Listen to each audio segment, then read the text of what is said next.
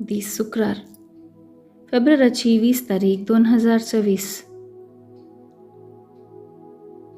पहिले वचप इजाइया प्रवाद्याच्या पुस्तकांतले वसत अध्याय 58 ओळ 1 ते 9 पर्यंत.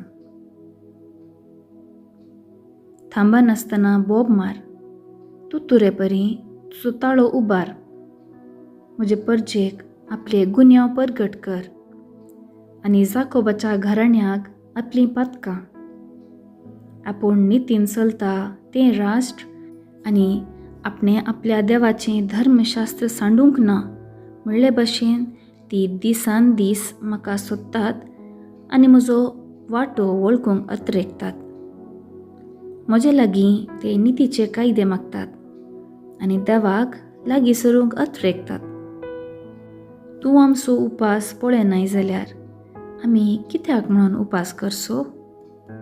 तूं आमच्या प्राचिताची पर्वा करिनाय जाल्यार आमी कित्याक म्हणून प्राचीत करचें?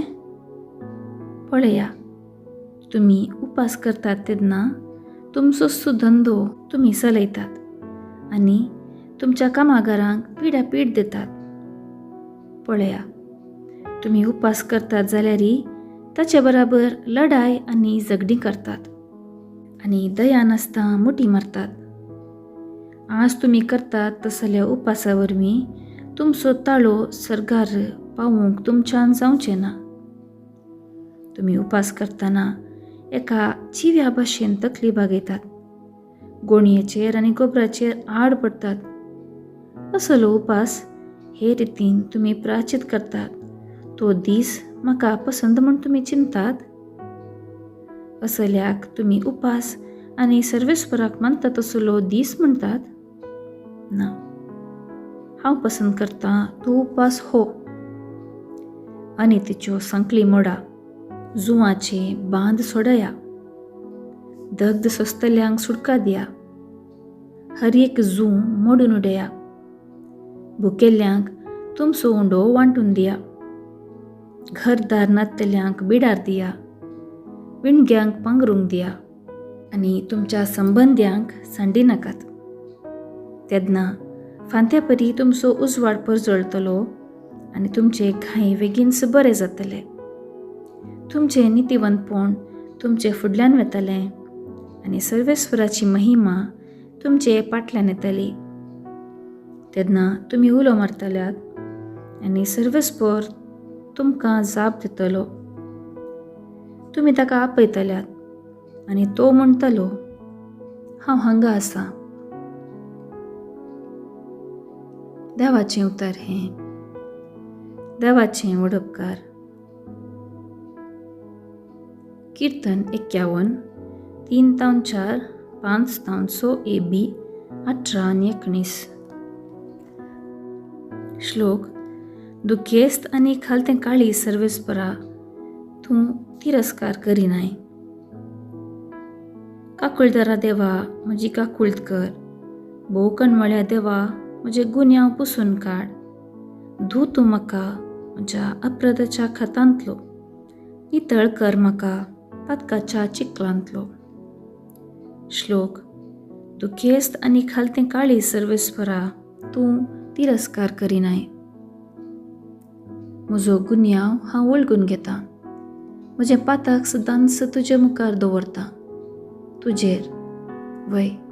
तुजेरच हांव सुकलां आनी तुजे मुखार वायट जावन नासलेलें हांवें केलां. श्लोक.